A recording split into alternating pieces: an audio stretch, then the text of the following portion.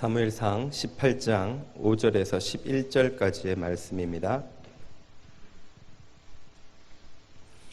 5절을 자매님이, 6절을 형제님이 읽고 11절을 다 같이 한번 읽어보죠. 자매님부터 시작. 다윗은 사울이 보내는 곳마다 가서 지혜롭게 행하매 사울이 그를 군대의 장으로 삼았더니 온 백성이 합당히 여겼고 사울의 신하들도 합당히 여겼더라. 무리가 돌아올 때에 곧 다윗이 블레셋 사람을 죽이고 돌아올 때에 여인들이 이스라엘 모든 성읍에서 나와서 노래하며 춤추며 소고와 경쇠를 가지고 왕 사울을 환영하는데 여인들이 뛰놀며 노래하여 이르되 사울이 죽인 자는 천천히요 다윗은 만만이로다 한지라. 사울이 그 말에 불쾌하여 심히 노하여 이르되 다윗에게는 만만을 돌리고 내게는 천천만 돌리니 그가 더 얻을 것이 나라 말고 무엇이냐 하고 그날 후로 사울이 다윗을 주목하였더라. 그 이튿날 하나님께서 부리시는 악령이 사울에게 힘있게 내림에 그가 집안에서 정신없이 떠들어대므로 다윗이 평일과 같이 손으로 수금을 타는데 그때 사울의 손에 창이 있는지라.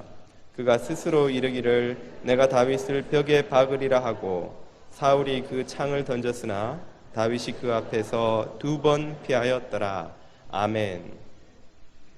지난주에 어느 구역 모임에 갔다가 비즈니스를 하는 한 교우로부터 그런 이야기를 듣게 되었습니다.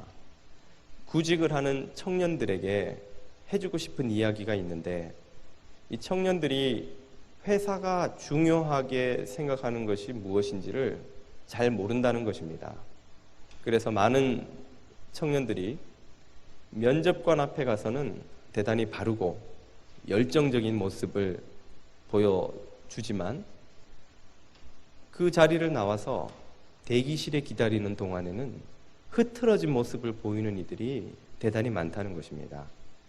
인사과의 직원들이 이제 준비를 시키려면 지원자들 이렇게 해 주십시오. 또 뭐를 좀 지켜주십시오. 이렇게 요청을 하면 면접관 앞에서 그렇게 바르고 성실해 보이던 직원들이 인사과 직원들의 말은 잘 듣지 않고 제멋대로 행동하고 또 흐트러진 이상한 행동을 하는 사람들도 있고 그렇더라는 것입니다. 이 경우 인사과 직원들은 면접하던 자리와 그 대기실에 있는 모습이 다른 일꾼들은, 다른 젊은이들은 뽑지 않는다는 것이죠. 그런 친구들은 채용해 놓으면 상사의 말은 좀 듣는 척 하지만 동료나 선후배와 조화를 이루지 못해서 문제를 일으키는 경우가 왕왕 있다는 것입니다. 대기실에서는 셀폰을 꺼주십시오. 이렇게 요청을 드려도 안 끄기도 하고 못 끄기도 하고 이해합니다. 괜찮습니다. 젊은이들이 기업에서 중요하게 생각하는 것이 무엇인지 몰라서 헛수고를 하는 경우가 왕왕 있다는 것입니다. 이런 원리는 우리 그리스도인의 삶에도 그대로 적용이 된다고 하겠습니다. 그리스도인이라면 누구나 하나님 나라의 귀한 일꾼으로 쓰임받고자 합니다. 그런데 정작 하나님 나라에서 중요한 것이 무엇인지를 모르는 이들이 많습니다. 하나님이 중요하게 생각하시는 것이 무엇인지 모른 채 그저 자신이 생각할 때 중요한 것들을 많이 준비하면 하나님 나라에서도 귀하게 쓰일 수 있지 않는가 하고 착각을 하는 경우가 많다는 것입니다. 먼저 알아야 되는 것은 하나님은 능력을 보고 사람을 쓰지 않으신다는 것입니다. 하나님에게 있어서 인간의 능력은 다 거기서 거기입니다. 50보 100보입니다. 좀 똑똑하나 덜 똑똑하나, 좀 여유가 있으나 없으나, 좀 사회적 지위가 있으나 없으나 하늘에서 비행기로 가며 보면 1층 집이나 2층 집이나 모두 성냥갑처럼 보이는 것과 마찬가지라는 것이죠. 그러면 하나님은 무엇을 보고 사람을 쓰십니까? 하나님이 보시는 것은 태도입니다. 마음가짐이라고 할 수도 있겠죠. attitude, 하나님을 향한, 하나님을 대한 그 태도가 더 중요한 것이죠. 그 사실을 오늘 본문에서 우리는 이스라엘 역사상 가장 유명한 두 명의 왕을 통해서 확인해 볼 수 있습니다. 그들은 사울과 다윗입니다. 사울은 지는 해라면 다윗은 떠오르는 해입니다. 사울의 인생은 침몰하고 있다면 다윗의 인생은 떠오르고 있습니다. 두 사람의 운명이 서로 엇갈리는 이 자리에서 왜 사울은 버림받았고 다윗은 쓰임받았는지 그 비밀을 알게 되면 오늘 저와 여러분에게도 하나님 나라의 일꾼으로 섬기는 그 이유, 그 비밀을 배우는 기회가 될 것입니다. 이것은 참 오늘 의미가 있다고 하겠는데, 오늘 우리가 다 알다시피 장로 증선 투표가 있기 때문입니다. 굳이 오늘 장로로 세워지는 이들뿐 아니라 우리 모든 그리스도인들, 하나님 나라의 일꾼으로 부름받은 우리 모두들이 알아야 되고 배워야 하는 하나님의 일꾼을 쓰시는 원칙, 하나님이 쓰시는 일꾼이 누구인가 하는 이 원칙을 배워야 하는 것이지요. 하나님은 어떤 일꾼을 쓰시는 것입니까? 하나님이 중요하게 여기시는 일꾼의 자질이란 무엇인가요?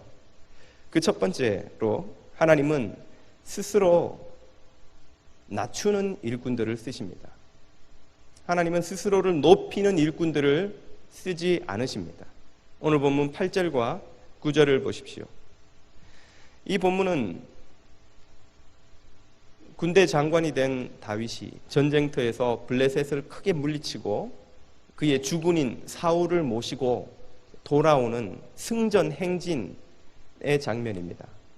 이 장면에서 그만 인기가 치솟는 젊은 이 다윗 장군에 대한 백성들의 애정이 너무 크게 드러나는 바람에 사람들이 찬양하기를 사울이 죽인 자는 천천히요 다윗이 죽인 자는 만만이라고 노래한 것이 그만 문제가 되었습니다.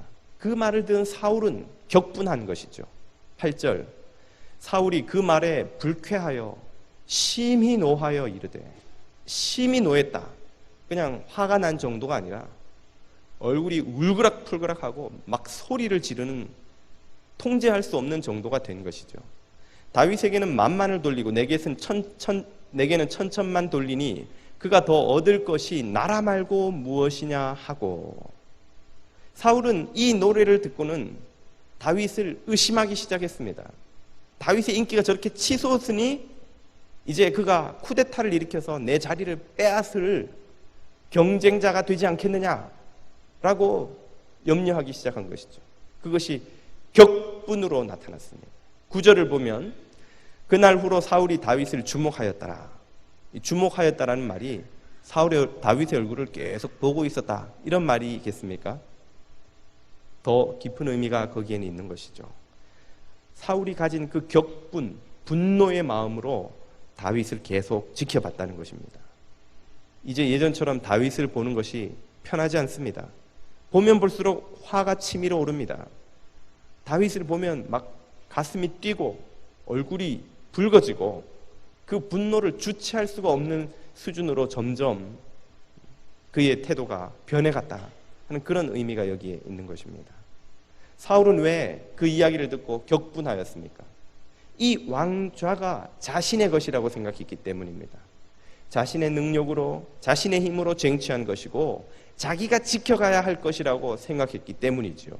내 것을 빼앗으려고 한다고 생각하니까 분노가 생기는 것입니다. 사울은 자기 스스로를 높이는 사람의 전형입니다. 자기 스스로를 높이고 자기가 자신의 것의 주인이라고 생각하는 사람의 전형적인 모습이지요. 그에 비해서 다윗은 자신이 스스로를 높이지 않는, 다른 이들에 의해서 높임을 받게 되는 그런 사람의 모델을 우리에게 보여줍니다. 읽은 본문 8절을 보시면 이렇게 나오죠. 다윗은 사울이 보내는 곳마다 지혜롭게 행하매. 다윗의 삶의 특징이 바로 이것입니다. 다윗에게는 자신의 자리를 보존하거나 더 높은 자리로 올라가는 것이 그렇게 중요한 일이 아닙니다. 그것은 사소한 것입니다. 다윗에게 중요한 것은 그가 어느 곳에 가서 어떤 일을 맡든 그 일을 지혜롭게, 성실하게, 책임있게, 묵묵히 잘 감당해내는 것입니다. 이런 일꾼을 데리고 있는 오너는 아주 행복하죠. 이런 직원을 데리고 있는 사장은 아주 가슴이 뿌듯합니다. 이런 제자를 데리고 있는 스승은 아주 행복하겠죠. 아직까지 사울과 다윗의 관계가 틀어지지 않은 때인지라 사울이 그런 다윗이 예뻐서 그를 승진시키다가 결국은 군대의 장관으로 삼았습니다.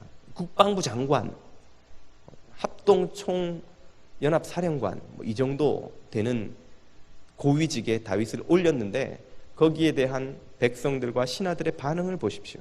백성들이 이를 다 합당하게 여겼다. 신하들이 이를 다 합당하게 여겼다. 아, 다윗이라면 저런 직책을 감당할 만한 사람이야. 그가 예전에 장교 때 했던 행실을 봐봐. 그가 이전에 중대장 할 때, 대대장 할 때, 연대장 할 때 그 부대를 얼마나 잘 지휘하고 책임있게 성실하게 묵묵히 자기 일을 감당했는지 봐봐. 저런 사람이라면 군대의 장관을 해도 충분히 할 사람이야 라고 인정을 해줬다는 것입니다. 다윗은 스스로가 스스로를 높이는 사람이 아니라 다른 이들이 그를 높여주었던 것이죠. 바로 이것이 하나님이 쓰시는 사람의 모습입니다. 하나님은 스스로를 높이는 사람을 쓰지 않으십니다. 하나님은 다른 이들이 높이는 사람을 쓰시는 분입니다. 하나님이 쓰시는 모든 일꾼들은 그 스스로가 스스로를 높이려 하지 않고 하나님에 의해서 혹은 다른 이들에 의해서 높임을 받는 사람들입니다. 바로 이것을 오늘 저와 여러분 모두가 깨달아야 합니다. 우리가 스스로를 높이려 하면 할수록 점점 하나님에게 쓰임받기 힘들어져 갑니다. 스스로를 낮추려 하면 할수록 하나님이 쓰시기에 점점 적당한, 합당한 인물이 되어 가는 것이지요. 제가 예전에 한번 세어보았더니 제가 전도사 시절부터 섬긴 교회가 한 6개 정도 됩니다. 그 교회들에서 예외 없이 임직자 투표 때나 혹은 재직 임명 때가 지나고 나면 이제 목사를 찾아와서 이런저런 원망을 하는 이들이 나타납니다. 목사님, 내가 뭐가 부족해서 나는 안 되고 그 사람은 됩니까? 내가 뭐가 부족해서 나는 임명 안 하고 그 사람은 임명합니까? 그러면 목사는 잘 위로해서 다독여서 돌려보내지만 속으로 하는 대답은 바로 이것입니다. 바로 이 모습 때문입니다. 바로 이 모습 때문입니다. 내가 왜 안 되느냐고 하는 그 모습 때문에 그 모습을 가지고 만약 그 직분을 맡게 되면 나니까 된 거라고 하는 말로 바뀌는 거예요. 나니까 이 자리에 올라온 거고 나니까 이걸 맡겨주신 거라고. 그러니 내 말을 들으라고, 내 뜻대로 하라고, 내 생각대로 해야 된다고 고집을 부리게 되는 것이죠. 유세를 부리게 되는 것이죠. 하나님이 그런 것 때문에 지금 세우지 못하고 계신 것입니다 라는 말이 여기까지 올라왔다가 들어갑니다. 어떤 때는 하고 또 어떤 때는 못합니다. 관계가 되면 하지만 관계도 안 되는데 했다가 시험에 들게 할 것 같아서 못할 때도 있습니다. 바로 이것이 하나님이 우리를 쓰시지 못하는 이유가 됩니다. 스스로를 높이려 하면 하나님이 쓰시지 못합니다. 물론 우리는 생각해보면 내게 그만한 자격이 있는 것 같습니다. 다 사람들은 내가 적임자라는 생각을 가지고 있습니다. 제가 대학교 3학년 때 제가 속해 있던 기독 학생회에서 임원 투표를 했습니다. 저는 2학년 마치고 이제 3학년 때 군대 가기로 이미 계획을 세워 놓았기 때문에 임원 후보로 나서지 않는다고 말한 상태였습니다. 그런데 선거 전날 가만히 생각을 해보니까 제가 회장이 될 것 같은 거예요. 다 저를 찍을 것 같은 거예요. 아무리 생각해봐도 저 말고는 적임자가 없어요. 그래서 제가 회장형을 찾아갔습니다. 형, 고민이 생겼습니다. 제가 군에 가야 되는데 아무리 생각해봐도 내일 다 저를 찍을 것 같아요. 어떻게 하면 좋지요? 그 선배가 제 등을 이렇게 두드리면서 도하나, 하나님의 뜻이 어디 있는지 모르니 군대에 가는 게 어떻겠니? 그 순간 그 선배의 말의 본뜻은 도하나 꿈 깨고 군대 가려무나. 제가 그 뜻을 깨달았습니다. 그리고 꿈이 깼습니다. 신기하죠? 그 선배하고 헤어져서 오는데 내일 어떻게 내가 회장이 될 거라는 생각을 했을까? 그 생각이 드는 거예요. 꿈이 확 깨는 겁니다. 우리는 모두 생각해보면 내가 적임자입니다. 왜 그런지 아세요? 우리가 속마음을 들여다볼 수 있는 사람이 나밖에 없어요. 그렇기 때문에 나는 내 마음속에 있는 여러 가지 행동의 선한 의도만 계속 봅니다. 그러니까 나에게는 점수가 굉장히 높게 평가가 되는 것이죠. 그러나 다른 사람들은 속마음을 알 길이 없기 때문에 그 행동만 가지고 평가를 하고, 그리고 우리는 다른 사람의 약점과 허물을 보는 탁월한 은사를 가지고 있기 때문에 사람들마다 기가 막히게 문제를 찝어내요. 저 사람은 이게 문제고 저 사람은 이게 문제고 이 사람은 저게 문제고. 그렇게 점수 매기면 하나도 자격 있는 사람이 없어 보이는 거예요. 그래서 결론 내리기를 객관적으로 볼 때 나밖에 없어가 되는 것이죠. 그 객관이 얼마나 주관적인 편협한 생각인지를 깨달아야 하는 것입니다. 내가 자격 있다 생각하는 순간 하나님 앞에서는 자격이 없는 거예요. 하나님은 스스로 자격 있다 생각하는 사람을 쓰지 않으십니다. 쓰면 문제가 돼요. 쓰면 문제를 일으켜요. 하나님은 자격 없다 하는 자를 쓰시는 거예요. 왜 나를 하나님이 쓰려고 하실까? 의문을 가지는 사람을 주님은 쓰시는 거예요. 왜? 그래야만 하나님이 당신의 뜻대로 이끌 수가 있으니까요. 자격 있다고 생각하는 사람을 세워놓으면 하나님 뜻보다 자기 뜻이 더 중요한 거예요. 왜? 내겐 자격이 있으니까. 나만큼 아는, 나만큼 바르게 판단하는 사람이 없는데 왜 내 뜻대로 안 되냐는 거죠. 오늘 우리는 모든 그리스도인들이 하나님 앞에서 이 진리를 깨달아야 합니다. 우리는 자격 없음을 깨달을 때에, 그래서 우리 스스로를 더욱 낮추려고 하면 할수록 하나님이 우리를 더욱 쓰신다는 사실을 말입니다. 사랑하는 교우 여러분, 하나님 앞에서 겸손히 우리 자신을 낮추는 모든 주님의 일꾼 되시기를 축원드립니다. 하나님이 쓰시는 두 번째 일꾼은 하나님의 일하심을 믿는 이입니다. 하나님은 보이지 않게 일하시는 당신을 신뢰하는 이를 일꾼으로 쓰십니다. 왜 우리가 우리 스스로를 낮추어야 한다고 방금 말씀을 드렸습니다만, 저도 알고 여러분도 알다시피 우리는 다 이기적이고 자기밖에 모르고 자기가 세상에서 제일 잘난 줄 아는 존재들인데 어떻게 우리 자신을 낮출 수가 있습니까? 그것은 보이지 않게 일하시는 하나님이 계신다는 사실을 믿는 믿음이 있을 때에만 가능한 일입니다. 다윗은 그의 생애에 2번이나 사울에게 복수할 수 있는 기회가 있었습니다. 그가 도망자로 쫓겨다닐 때에 한 번은 동굴에서, 또 한 번은 사울의 진영에서 밤에 그의 목을 자를 기가 막힌 절호의 기회가 생겨서 그의 부하들이 다윗이여 명령만 내리시면 내가 사울의 목을 잘라다 바치겠습니다 라고 다윗에게 요청을 했지만 다윗은 2번이나 다음과 같은 이유를 들어서 그 요청을 거절했습니다. 사무엘상 26장 11절을 보면 다윗이 그때 거절한 이유를 이렇게 밝힙니다. 내가 손을 들어 여호와의 기름 부은 자를 치는 것을 여호와께서 금하시나니 너는 그의 머리 곁에 있는 창과 물병만 가지고 가자 하고. 무슨 뜻입니까? 여호와의 기름 부은 자를 내가 치는 것을 여호와께서 금하신다. 이 말은 여호와께서 세운 일꾼은 여호와께서 알아서 하신다, 그 뜻이에요. 심판자가 하나님이란 말입니다. 판단하시는 이가 하나님이라는 뜻이에요. 그를 심판해서 거꾸로 때리시든 세우시든 그건 하나님의 결정이지 내가 할 수 있는 일이 아니라는 거예요. 내가 그걸 하려고 하면 월권이 되는 겁니다. 우리가 하나님의 자리에 올라가려고 하면, 하나님의 하실 일을 우리가 직접 하려고 하면 문제가 생기는 거예요. 두 가지인데, 첫 번째는 심각한 월권으로 그분에게 말도 할 수 없는 무례, 신성 모독이 되는 것입니다. 여러분이 남편 위해서 저녁 준비한다고 열심히 밥하고 있는데 갑자기 옆집 아줌마가 불쑥 부엌에 들어오더니 막 비키세요, 제가 밥해 드릴게요. 그리고 막 요리를 준비해요. 여러분 기분이 어떠시겠어요? 이 여자가 지금 머리에 꽃 꽂았나? 아니 그건 말도 안 되잖아요. 왜 남의 여자가 와서 내 남편 밥을 준비를 해요? 불쾌하기 이를 데 없겠죠, 여러분. 우리가 하나님의 일을 하려고 하면 하나님이 불쾌하신 거예요. 하나님 일하시는 거 보고 있으니까 속 답답해서 못 견디겠습니다. 내가 나가서 가르쳐 줄게요.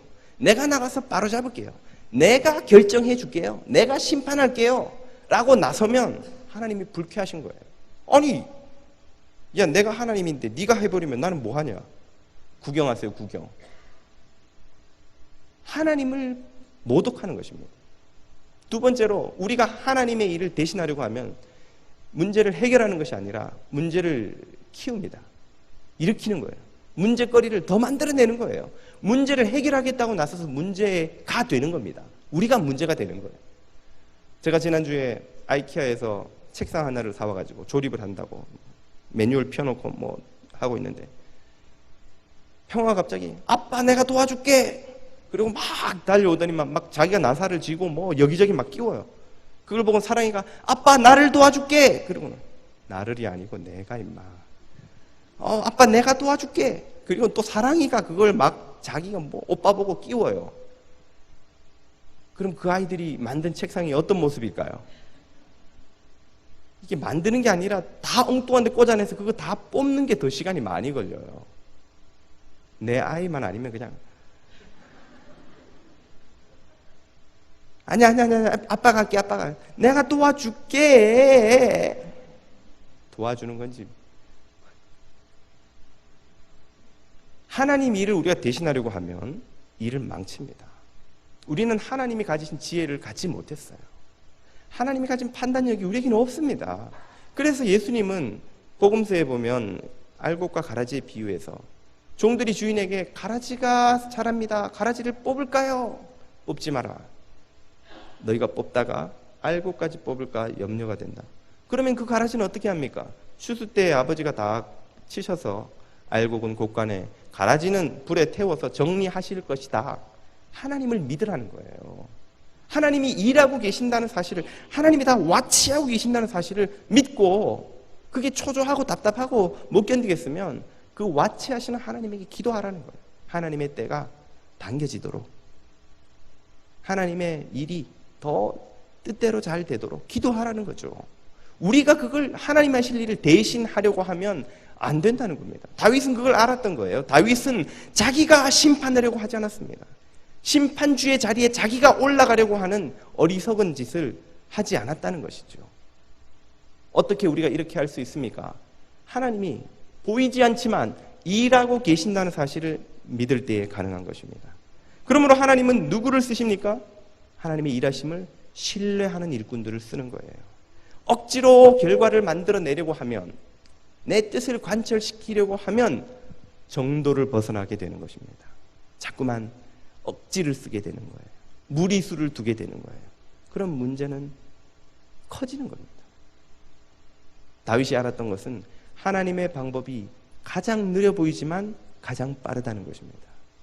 하나님의 방법이 가장 어리석게 보이지만 가장 지혜롭다는 것입니다.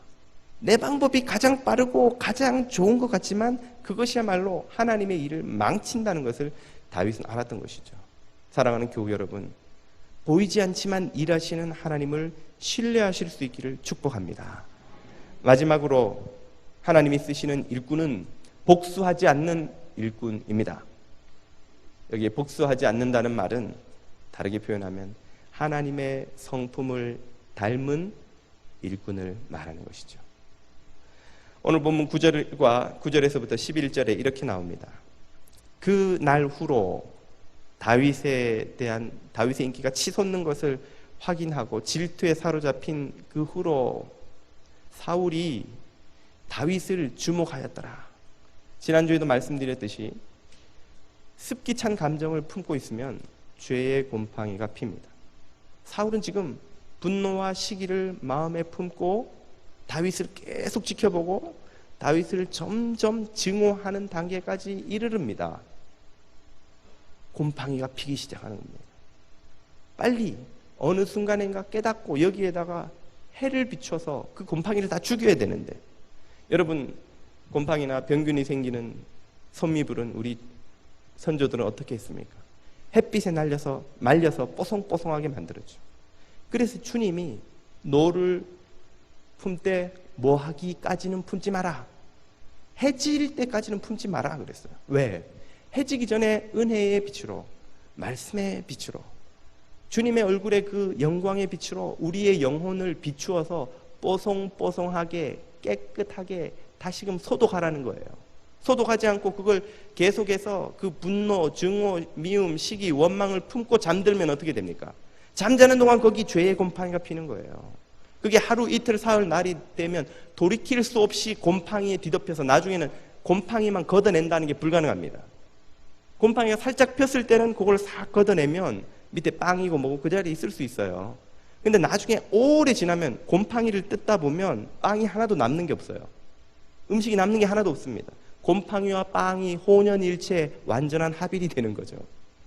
우리의 영혼이 죄의 곰팡이가 피기 시작할 때 빨리 은혜의 빛 앞에 나가서 그 빛을 비추어 소독해야 됩니다.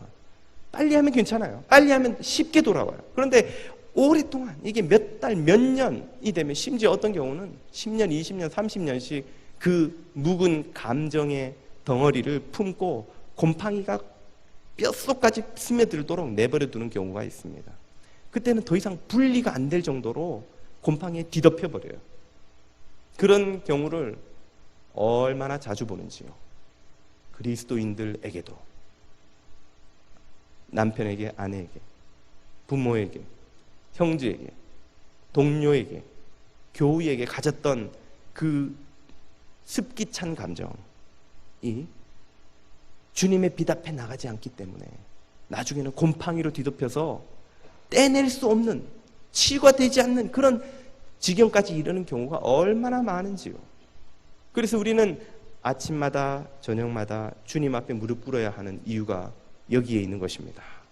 그분의 은혜의 빛이 날마다 우리의 영혼을 소독해서 뽀송뽀송하게 유지시켜 주지 않으면 우리는 그 죄의 곰팡이를 우리도 모르게 키울 수 있는 것입니다. 지금 사울이 그런 상태에 빠졌습니다. 그래서 10절을 보면 그 결과가 다음과 같이 나타나죠.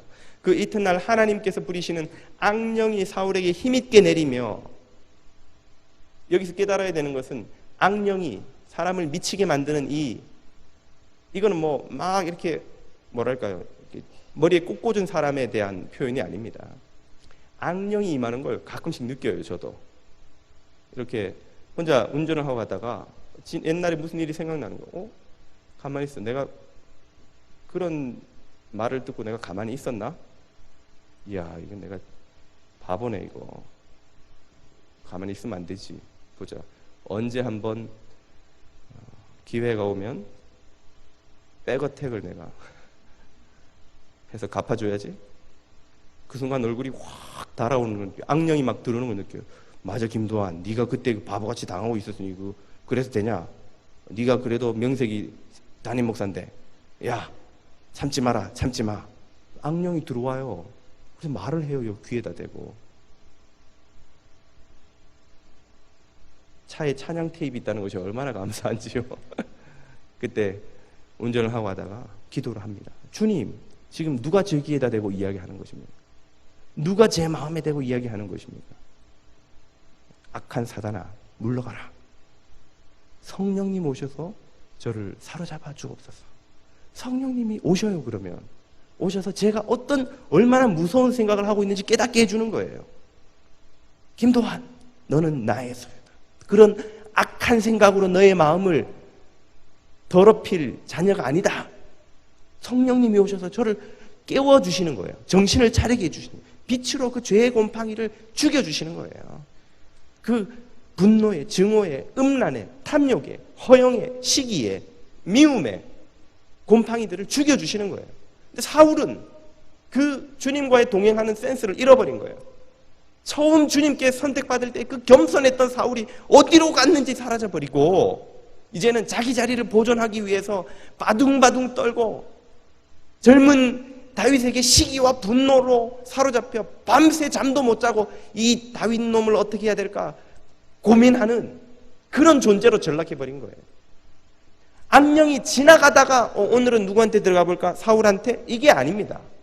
사울이 계속해서 죄의 곰팡이를 피우고 있으니까 악령이 들어와 살기 좋은 마음의 상태가, 마음의 집이 거기 있다는 걸 발견하고 가는 거예요. 냄새를 맡고 오는 거예요. 냄새를. 바퀴벌레가 그냥 지나가다가 오늘은 어느 집 가볼까? 이 집 가는 게 아니에요. 그 집에 음식물이 썩고 있는 게 냄새가 나니까 가는 거예요. 쥐가 그냥 지나가다가 오늘은 저 담임 목사 집에 가자, 먹을 게 많으니까. 그게 아니에요. 냄새가 나니까 오는 겁니다. 쥐를 없애려면, 바퀴벌레를 없애려면 음식 쓰레기를 빨리빨리 처리해버려야 돼요. 집에 그런 게 남아 돌도록 하지 않아야 되는 거예요. 사울이 왜 망했냐고, 왜 지금 악령에 사로잡히냐고요? 밤새 며칠 동안, 몇 달 동안, 몇 년 동안 다윗만 보면 분노하는 그 감정, 시기하는 감정을 품고 지금 사는 거예요. 사울의 인생, 질투는 나의 힘, 질투와 더불어 살리라, 오 아름다운 질투여. 여러분, 질투가 얼마나 달콤한 감정인 줄 아세요? 매운 음식을 먹을 때 탁 쏘는 그 어떤 맛에 중독되면 막 싱거운 음식 못 먹는 것처럼 질투에 중독되면요, 밍숭맹숭한 마음, 생각으로 제정신으로 못 삽니다. 하루가 그냥 심심해요. 마약 중독된 것처럼.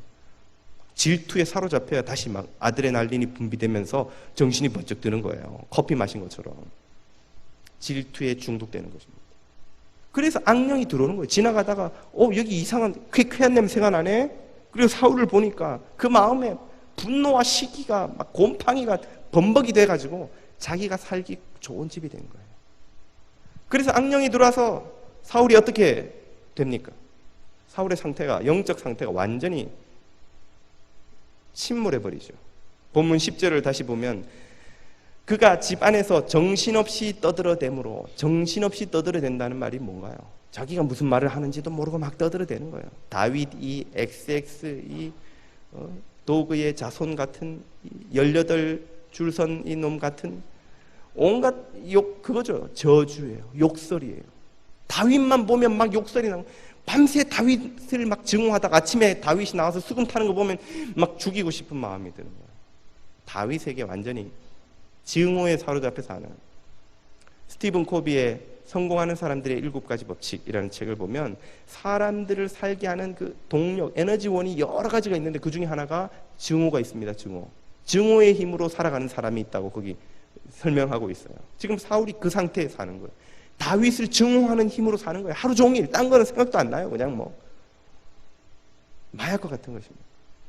사울을 그렇게, 다윗을 저주하다가 다윗이 평일과 같이 손으로 수금을 타는데, 이 다윗은 지금 뮤직 테라피를 하는 겁니다. 우리가 시간이 없어 읽지는 않았지만 사울이 우울증에 시달릴 때마다 다윗이 수금을 타면 그 음악 소리에 사울의 머리가 상쾌해졌다 그랬어요. 다윗이 자신을 위해 음악을 타고 있는데 그 다윗을 죽이려고 사울의 손에 마침 창이 있는지라.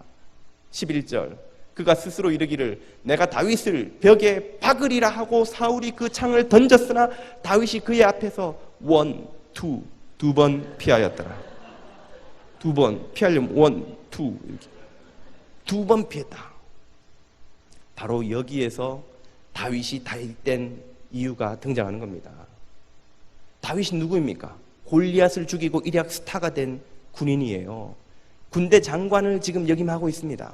다윗을 따르는 군인들과 백성들이 눈덩이처럼 불어나고 있어요.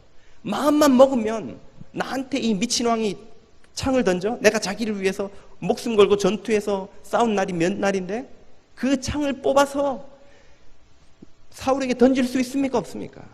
자, 나라를 바로잡자! 그리고 군사를 일으키면 다윗에게 눈과 같이 들러붙을 군인들이 얼마나 많겠어요. 모르긴 해도 성경이 말하진 않지만 행간을 읽어보면 엄청나게 많은 군인들이 다윗을 찾아와서 그를 유혹했을 겁니다. 장군님, 지금 미친 왕이 다스리는 나라가 어떻게 되어가고 있습니까? 장군님 같은 분이 이럴 때 가만히 있으면 어떻게 합니까? 깃발을 드십시오. 제가 장군님 앞장서서 목숨을 걸고 이 나라를 바로잡는데 한 목숨 불태우는 횃불이 되겠습니다. 이 말 듣고 전부 총선에 나오는 거예요. 패가 망신하는지도 모르고. 여러분, 총선 이번에 한국에서 끝났는데 브로셔 같은 거 선거 때마다 보면 한 사람 뽑는데 왜 10명, 20명씩 나올까? 궁금하시죠? 이 사람들은 다 자기가 된다고 생각하고 나오는 걸까? 궁금하시죠? 그 사람들은 된다고 생각합니다.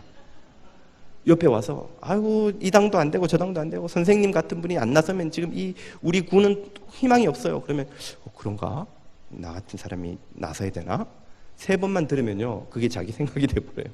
정말 내가 될 줄 압니다. 뭐 안 그런 분도 물론 있겠지만, 여러 가지 이유가 있겠지만, 많은 경우 그렇게 유혹을 받아 나왔다가 뭐 다 그런 건 아니지만 패가 망신하는 경우도 많이 봤습니다. 왜 다윗에게 그런 말이 없겠습니까? 그런 유혹이 없었겠냐? 장군님이 뭐 하시는 겁니까? 지금 장군님 같은 분이 나서 이 나라를 바로잡아 주셔야지요. 그러나 다윗은 창을 뽑아 사울에게 던지는 대신 그 자리를 피했다고 그랬습니다. 도저히 그 앞에서 더 피할 수 없는 상황이 되자 아예 광야로 도망을 쳐버렸습니다. 왜요? 그 이유는 우리가 아까 2번째 이유에서 살펴보았죠. 하나님이 일하시고 있기 때문에 내가 하나님의 자리를 대신할 수 없다는 생각인 거죠. 이것이 다윗을 다윗되게 한 것입니다. 만약 다윗이 그때 창을 뽑아서 사울에게 날렸다면 그 미친 왕 하나 제거하는 게 일이겠습니까? 명분도 있잖아요. 왕이 지금 미쳐가는데 나라를 바로잡는 것을 이 군인들이 안 하면 누가 하는 거냐, 해야 되는 거냐고요. 명분도 있잖아요. 그랬으면 그는 쉽게 왕이 되었겠지만 10년을 넘게 광야를 헤매며 도망자 생활을 하는 비참한 젊은 시절을 보내지 않아도 되었겠지만 쉽게 지름길로 간 것처럼 보였겠지만 그는 제2의 사울이 되어서 인생을 끝내고 성경에는 그의 이름이 기록될 일이 없었을 것입니다. 왜요? 왕을 죽이고 왕이 된 사람이 또 다른 제2, 제3의 쿠데타 장군 다윗을 두려워하지 않을 수 있겠습니까? 나도 왕을 죽이고 왕이 됐는데 이놈들 누가 나를 지금 공격하지 않을까? 누가 나를 또 쿠데타를 일으키지 않을까? 그러면 또 하나의 폭군이 되는 겁니다. 사울처럼. 우리는 우리 생각이 맞는 것 같아요. 내 길이 지름길인 것 같아요. 이렇게 가야 빨리 가는 것 같아요. 언제 그런 방법으로 시간 걸리고 돌아가고 될지 안 될지도 모르는 방법으로 어떻게 하냐고. 하나님의 일하심이 느려 보이고 더뎌 보이고 돌아가는 길 같고 안 될 것 같아요. 그러나 우리의 지혜로 일이 되면 되는 게 문제입니다. 하나님의 길은 가장 느려 보이지만 가장 빠른 길입니다. 가장 더디어 보이지만 가장 확실한 길입니다. 우리의 길은요, 빠른 것 같지만 망치는 길이에요. 우리의 길은 잘 되는 것 같지만 망하는 길이에요. 여러분, 초반에 돈 따면 끝에 다 잃는 거 아시죠?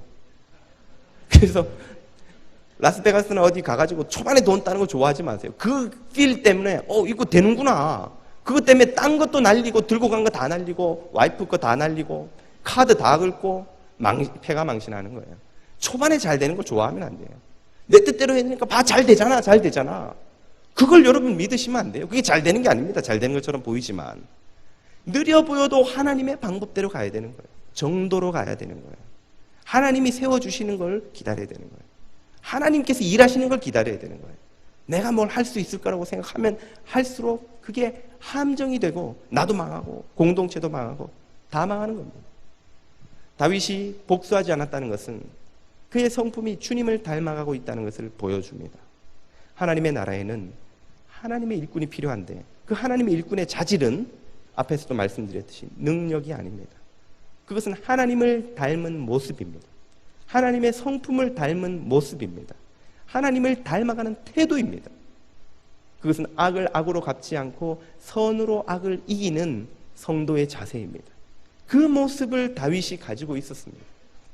하나님은 그 다윗의 모습을 쓴 거예요. 사울은 누가 봐도 키가 다른 사람보다 머리 하나가 더 크다 그랬고 얼마나 외적으로 뛰어났는지 다윗이 처음 사울의 옷을 입었을 때 아기가 어른 옷 입은 것 같아서 갑옷을 입을 수가 없어서 벗고 나가서 싸웠다 그랬습니다. 그에 비해 다윗은요, 사무엘이 찾아왔을 때 그 아버지 이새가 리더감이 될 아들을 내놓으라는데 위로 7명의 형들을 다 소개하고 마지막 8째 막내가 있다는 건 생각도 못한 거예요. 사무엘이 7명밖에 없어요. 다른 아들 없나요? 없는데 8째가 있긴 한데 들에 나가서 양치는 꼬맹이인데 꼬맹이가 뭐 하겠어요?